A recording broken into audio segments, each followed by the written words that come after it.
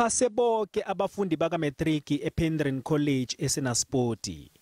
Phakathi kwabafundi abama-9 bama-85 abaphase ngeziqu zebachelor, nge-94.4 yamaphesenti.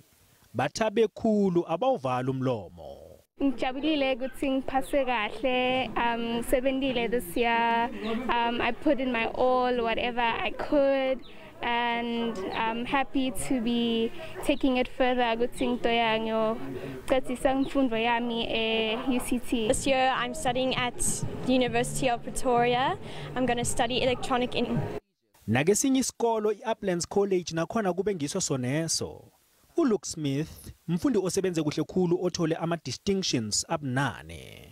Obviously, with my good marks, only good can come, but I'm also extremely happy that all the hard work paid off. I was extremely motivated by myself and dedicated, so I didn't struggle to find that motivation to work. I actually got more done, more studying done, because I was focused just on my work.